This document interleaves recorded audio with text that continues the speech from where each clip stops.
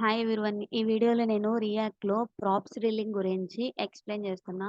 Props అంటే జనరల్‌గా ఏంటి?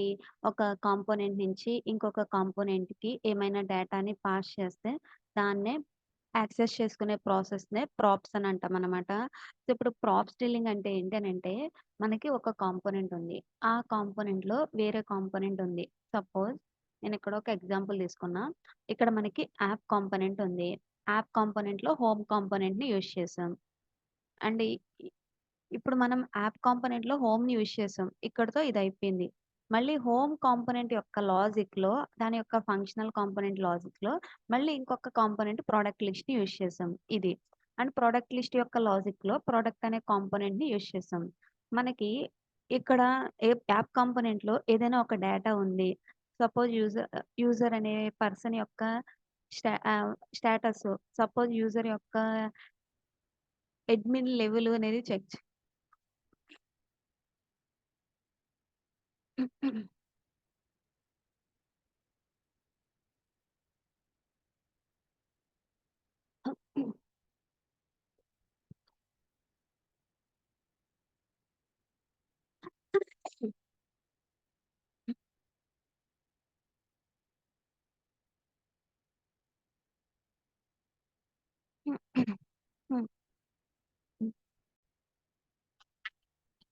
Hi everyone. ఈ వీడియోలో నేను రియాక్ట్‌లో ప్రాప్స్ డ్రిల్లింగ్ గురించి ఎక్స్‌ప్లెయిన్ చేస్తున్నా.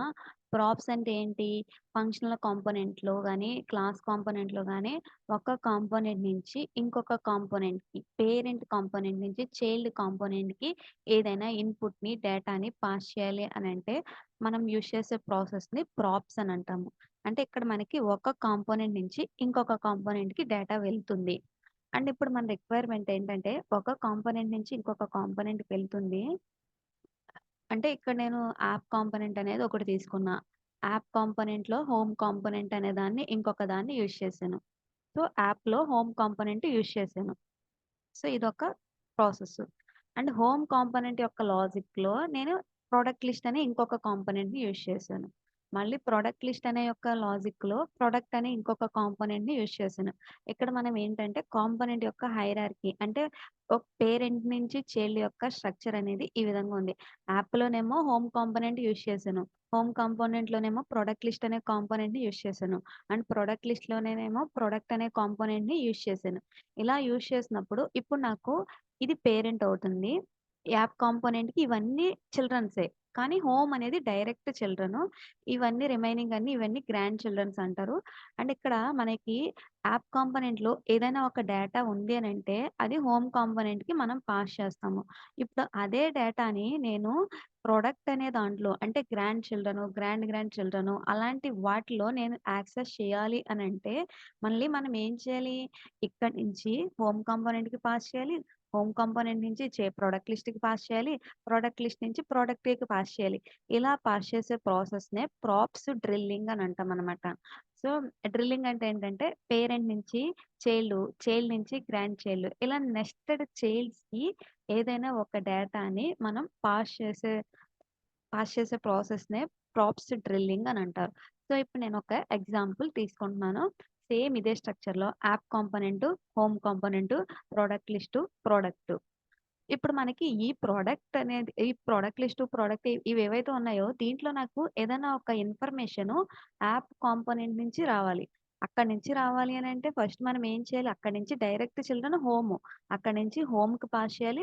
హోమ్ నుంచి ప్రొడక్ట్ లిస్ట్‌కి, మళ్ళీ ప్రొడక్ట్ లిస్ట్ నుంచి కావాలంటే ప్రొడక్ట్‌కి ఇలా మనం పాస్ చేసుకుంటా వెళ్ళాలి. సో, ఇప్పుడు దీన్ని సేమ్ అదే స్ట్రక్చర్‌లో యాప్ నుంచి హోము. సో, నేనిక్కడ హోమ్ డాట్ జేఎస్ అని ఒక ఫైల్‌ని క్రియేట్ చేస్తున్నాను. Home dot JS. తర్వాత product list dot JS.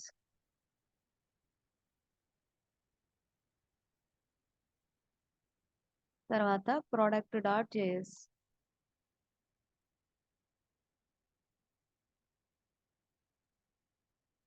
So, ఇక్కడ హోమ్ కాంపోనెంట్‌లో సమ్ ఫంక్షన్ రాద్దాము. ఫంక్షన్ హోమ్ అని రాసుకుంటున్నాను. సో, ఈ హోమ్ అనే ఫంక్షన్‌లో రిటర్న్‌లో నేనేం రాస్తానంటే ప్రెజెంట్ అయితే ఇప్పుడు ఒక డివ్ ట్యాగ్ తీసుకొని దాంట్లో దిస్ ఈజ్ హోమ్ కాంపోనెంట్ అని రాస్తున్నా.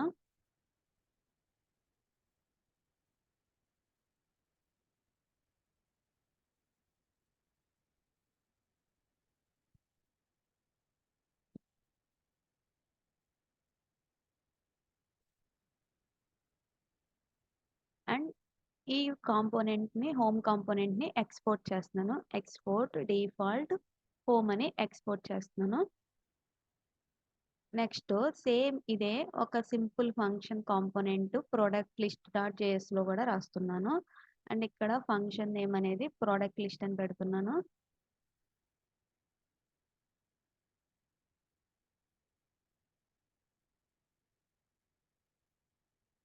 సో ఇక్కడ ఈ నేమ్నే ఇక్కడ ఫంక్షన్ నేమ్ ఇలా ఇస్తున్నా. ఇప్పుడు this is product list component అని రాశాను.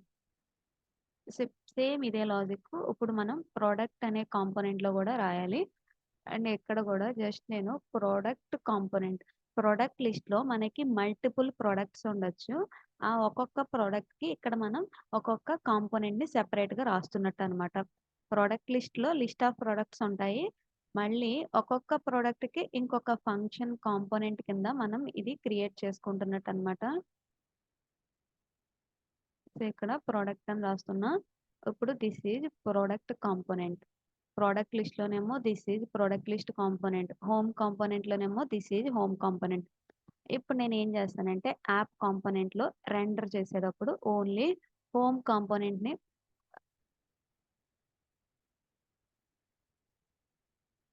పాస్ చేస్తున్నాను. సో ఇప్పుడు మనం హోమ్ కాంపోనెంట్ ని ఇక్కడ మనం కాల్ చేస్తున్నాం అని అంటే దాన్ని ఇక్కడ ఇంపోర్ట్ చేసుకోవాలి.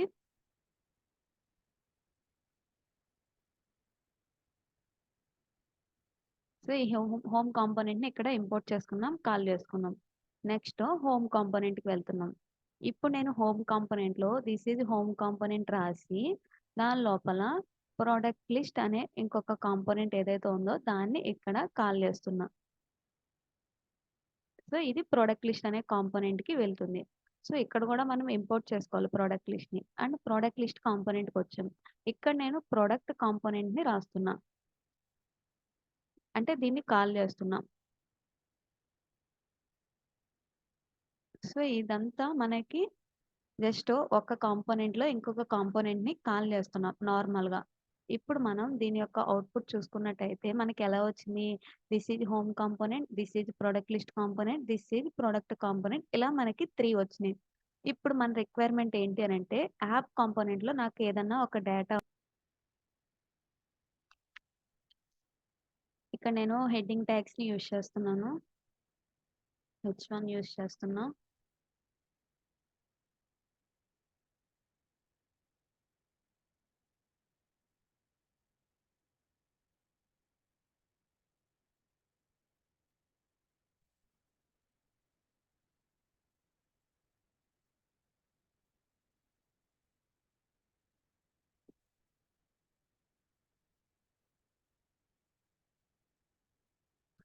సో ఇప్పుడు నాకు యాప్ కాంపోనెంట్ లో ఒక వేరియబుల్ ఉంది. ఒక వేరియబుల్ కానీ నార్మల్ వేరియబుల్ కానీ స్టేట్ వేరియబుల్ కానీ ఏదైనా ఉన్నాయి.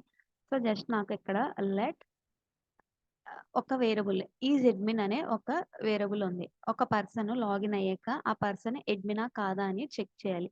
సో దానికి ఒక వేరియబుల్ తీసుకున్నా. దాని యొక్క వాల్యూ నేను ఈజ్ అడ్మిన్ ఫాల్స్ అని ఇక్కడ నేను తీసుకున్నా. ఇప్పుడు నాకు ఈ ఈజ్ అడ్మిన్ అనే ఒక వేరియబుల్ వాల్యూ నాకు ఎక్కడ కావాలంటే ప్రొడక్ట్ డాట్ జేఎస్లో కావాలి. సో ఇప్పుడు నాకు అక్కడ ఉన్న వేరియబుల్ ఇక్కడికి రావాలి అంటే నేను ఏం చేయాలి? ప్రతి లెవెల్లోనూ ఇప్పుడు నాకు హోమ్ కాంపోనెంట్కి పాస్ చేయాలి.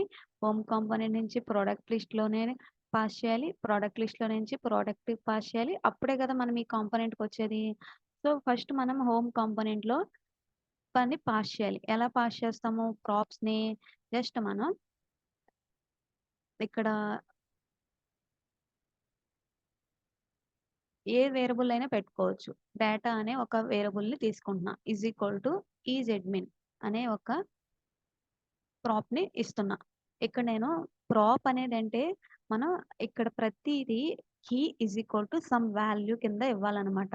ఎన్ని కావాలంటే అన్ని మనం key is equal to some value కింద ఇలా ఇచ్చుకోవాలి.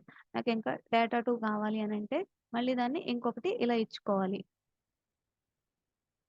ఇలా ఎన్ని కావాలంటే అన్ని మనం ఈ విధంగా ఇక్కడ పాస్ చేయాలి.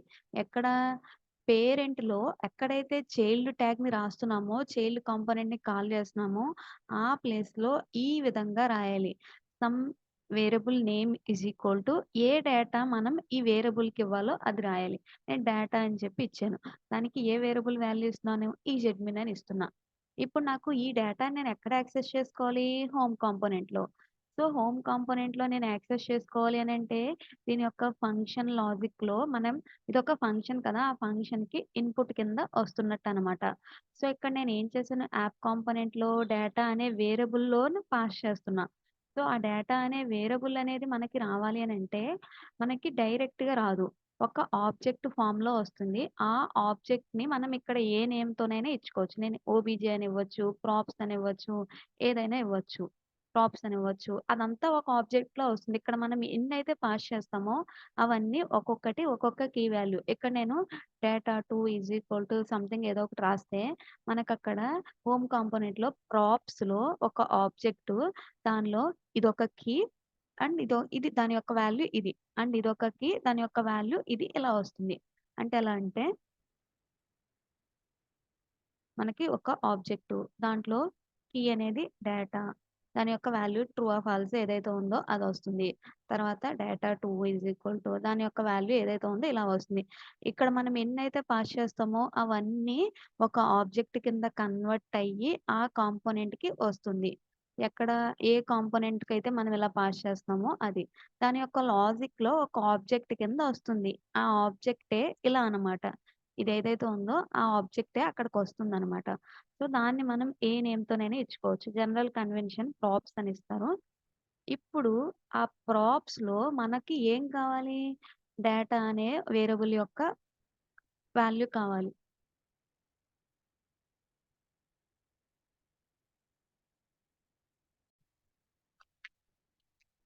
సో, ఇప్పుడు నేను యాప్ కాంపోనెంట్‌లో పాస్ చేస్తున్నాను.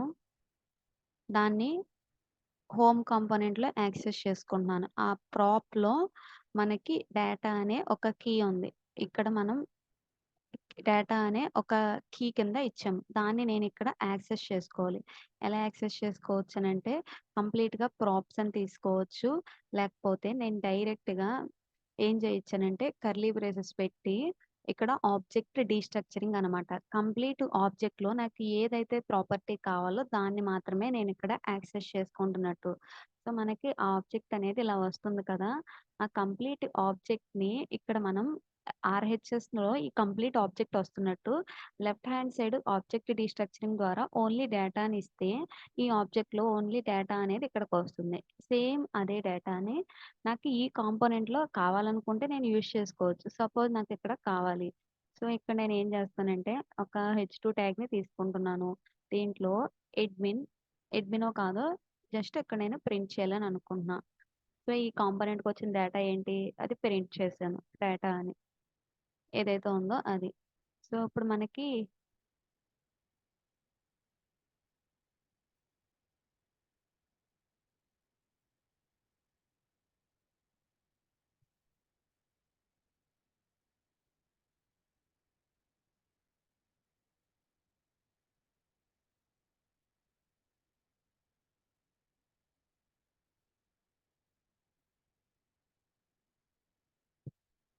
సో, ఇక్కడేంటంటే ఈ రియాక్ట్‌లో బూలియన్ వాల్యూ ఫాల్స్‌ని మనం డైరెక్ట్‌గా ప్రింట్ చేస్తే మనకి ఎర్రర్ వస్తుంది. అంటే ఎర్రర్ కాదు, అక్కడ ఏమి ప్రింట్ అవ్వదనమాట. సో, అందు గురించి మనం బూలియన్ ఫాల్స్‌ని డిస్‌ప్లే చేసేటప్పుడు దాన్ని స్ట్రింగ్ కింద మనం ఇచ్చుకోవాలనమాట. డిస్‌ప్లే చేయాలి అనంటే డైరెక్ట్‌గా బూలియన్ ఫాల్స్ అనేది ప్రింట్ అవ్వదు. సో, అప్పుడు మనకి ఫాల్స్ అనేది అక్కడొచ్చింది. సపోజ్ నేనిక్కడ ట్రూని తీసుకుంటున్నాను. సో, ట్రూ ప్రింట్ అవుతుందో చూద్దాం ఒకసారి. సో, ట్రూ కూడా ప్రింట్ అవ్వట్లేదు. బూలియన్ వాల్యూస్ రియాక్ట్‌లో మనం డైరెక్ట్‌గా ప్రింట్ చేయలేం. రియాక్ట్‌లోనే కాదు, ఇది నార్మల్‌గా ఒకసారి జావాస్క్రిప్ట్‌లో కూడా మీరు ట్రై చేయండి. సో, ఇక్కడ నేను ఫాల్స్ అని ఇస్తే ఫాల్స్, ట్రూ అని ఇస్తే ట్రూ. ఏదైతే అది. సో, ఇప్పుడు మనకి ఫాల్స్ అనొచ్చింది. మనం జనరల్‌గా ఇలా చెయ్యం. ఇలా ఏం చేస్తామంటే అలా బూలియన్ వాల్యూస్‌ని కావాలి అనంటే ఇప్పుడు మనకి డేటా ఉంది కదా! డేటా ఈ ట్రూ అయితే మనం డైరెక్ట్‌గా ఇక్కడ కొటేషన్స్‌లో ట్రూ అని, లేకపోతే కొటేషన్స్‌లో ఫాల్స్ అని లాజిక్ చెక్ చేసుకుంటామనమాట. ప్రెజెంట్ నేను నార్మల్‌గా దాన్ని డిస్‌ప్లే చేసేస్తున్నాను అంతే. సో, ఇక్కడ ఫాల్స్, ట్రూ ఏదో ఒకటుంది. దాంట్లో నేను పాస్ చేసింది ప్రింట్ చేశాను. ఇప్పుడు నాకు ఆ డేటా అనేది హోమ్ కాంపోనెంట్‌లో గాదు కావాల్సింది. ప్రొడక్ట్ డాట్ జేఎస్‌లో కావాలి. ప్రొడక్ట్ డాట్ జేఎస్ ఎక్కడి నుంచొస్తుంది? ప్రొడక్ట్ లిస్ట్ కాడి నుంచొస్తుంది. ప్రొడక్ట్ లిస్ట్ ఎక్కడి నుంచొస్తుంది? హోమ్ కాంపోనెంట్ నుంచి వస్తుంది. సో, ఈ డేటా నాకిక్కడ పని లేదు. సేమ్ నేను మళ్ళీ ఈ ప్రొడక్ట్ లిస్ట్‌కి పాస్ చేయాలి. ఎలాగా? మళ్ళీ ఇక్కడ నేను డేటా అని జెప్పి ఈజ్ ఈక్వల్ టు కర్లీ బ్రేసెస్‌లో ఇక్కడున్న డేటాని ఏదైతే ఉందో అది. ఇక్కడ నేను డేటా 1, డేటా 2 ఏ నేమ్ అయినా ఇచ్చుకోవచ్చు. ఈ డేటా అనే వేరియబుల్‌లో సమ్ వాల్యూ ఉంటుంది. దాన్ని నేనిక్కడ పాస్ చేస్తున్నాను. ఇప్పుడు నేను మళ్ళీ ప్రొడక్ట్ లిస్ట్ అనే కాంపోనెంట్‌లో సేమ్ ఈ విధంగానే యాక్సెస్ చేస్తాను. ఎలాగా కర్లీ బ్రేసెస్‌లో ఆబ్జెక్ట్ రీస్ట్రక్చరింగ్ చేసి యాక్సెస్ చేస్తాను. ఇప్పుడు మళ్ళీ నేను దాన్ని ఏం చేస్తాను ప్రొడక్ట్ అనే ఒక కాంపోనెంట్‌లో మళ్ళీ పాస్ చేస్తున్నాను. డేటా ఈజ్ ఈక్వల్ టు ఇక్కడ డేటా అనే వేరియబుల్‌లో ఏదైతే ఉందో అది. ఇప్పుడు నేను ప్రొడక్ట్ లిస్ట్ నుంచి ప్రొడక్ట్‌కి పాస్ చేస్తున్నాను. ఇక్కడ నేను ప్రొడక్ట్ అనే ఒక కాంపోనెంట్‌లో యాక్సెస్ చేస్తున్నాను. మళ్ళీ ఇక్కడ ఏం చేయాలి? ప్రొడక్ట్ అనే కాంపోనెంట్‌లో దాన్ని యాక్సెస్ చేసుకోవాలంటే డీస్ట్రక్చర్ చేయొచ్చు. లేకపోతే ప్రాప్స్ అని తీసుకొని ఆ ప్రాప్స్‌లో డాటా అనే కీని తీసుకోవచ్చు. ఇప్పుడు నేను ఇక్కడ ఒక హెచ్2 ట్యాగ్ తీసుకొని ఇక్కడ డిస్‌ప్లే చేయాలని అనుకుంటున్నాను. సో, ఈజ్ అడ్మిన్ అనే ఒక స్ట్రింగ్‌ని ప్రింట్ చేస్తున్నాను. సో, దీంట్లో నేను డైరెక్ట్‌గా డేటా అనే దాన్ని డిస్‌ప్లే చేస్తున్నాను. ఇప్పుడు మనకి ఈజెడ్మిన్ అనేది ఫాల్స్ వచ్చింది. నేను యాప్.jsలో ఈజెడ్మిన్‌ని ఫాల్స్ అనే కింద స్ట్రింగ్ కింద తీసుకున్నాను. ఇప్పుడు నేను ట్రూ కింద తీసుకుంటున్నాను.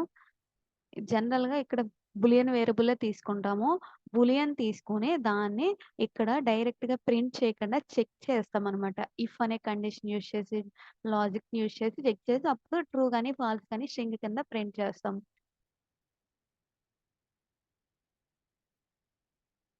సో, ఇక్కడ దీన్నే ప్రాప్స్ డ్రిల్లింగ్ అని అంటారు. ఏదైనా ఒక కాంపోనెంట్ నుంచి పేరెంట్ కాంపోనెంట్ నుంచి చిల్డ్రన్‌కి పాస్ చేస్తే ఓకే. ఇక్కడ యాప్ కాంపోనెంట్ అనేది పేరెంటు. దాంట్లో హోమ్ కాంపోనెంట్ అనేది చిల్డ్రన్.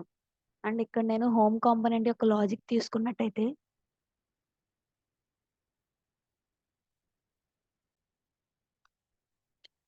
ఈ హోమ్ కాంపోనెంట్ యొక్క లాజిక్ అంటే ఈ కాంపోనెంట్ యొక్క ఫంక్షన్ చూసుకున్నట్టయితే దీంట్లో నేను ప్రొడక్ట్ లిస్ట్‌ని యూజ్ చేస్తున్నా. ఇక్కడ నాకు యాప్‌లోనేమో హోమ్‌లోనేమో ప్రొడక్ట్ లిస్టు. యాప్ కాంపోనెంట్‌కి ప్రొడక్ట్ లిస్ట్ అనేది ఏంటనంటే గ్రాండ్ చిల్డ్రన్ అవుతుంది. హోమ్ అనేదేమో డైరెక్ట్ చిల్డ్రన్ అవుతుంది. ఇక్కడ నేను ఏం చేశాను అక్కడున్న డేటానే మళ్ళీ ఈ కాంపోనెంట్‌లో కూడా పాస్ చేస్తా ఉంటున్నాను. ఇలా నెక్స్టెడ్ లెవెల్స్‌లో చైల్డ్ ప్రతి చైల్డ్‌కి పేరెంట్ యొక్క డేటాని పాస్ చేస్తే దీన్నే ప్రాప్స్ డ్రిల్లింగ్ అని అంటారనమాట. సో, యాక్చువల్‌గా ఇలా పాస్ చేయడం ద్వారా మనకి ఒక కాంపోనెంట్‌లో అవసరం లేకపోయినా కంపల్సరీ దాన్ని తీసుకుంటున్నాం. ఇప్పుడు నాకు ప్రొడక్ట్ లిస్ట్‌లో ఆ వేరియబుల్‌ని నేను ఎక్కడా యూజ్ చేయలేదు. జస్ట్ దాని యొక్క చైల్డ్ కాంపోనెంట్‌కి పాస్ చేశాను. అదే విధంగా నేను హోమ్ కాంపోనెంట్‌లో కూడా ఆ డేటాని నేను ఎక్కడా యూజ్ చేయలేదు. కాలిక్యులేషన్‌లో గాని, డిస్‌ప్లే చేయడానికి పోనీ. జస్ట్ దాన్ని పాస్ చేయడానికే యూజ్ చేశాను. అంటే మనకి ప్రాప్స్ డ్రిల్లింగ్ అనే కాన్సెప్ట్ ద్వారా డేటా అనేది అన్నెసెసరీగా మనం యాక్సెస్ చేసుకొని స్టోర్ చేసుకుంటున్నాం కాబట్టి మనకి మెమరీ అనేది వేస్టేజ్ అవుతుంది. కోడ్ అనేది అనవసరంగా మనం అడిషనల్‌గా రాస్తాం. సో, దీన్ని ఓవర్‌కమ్ చేయడానికి మనకి యూజ్ కాంటెక్స్ట్ అనే ఒక హుక్ ఉంది. నెక్స్ట్ వీడియోలో దాని గురించి ఎక్స్‌ప్లెయిన్ చేస్తాను.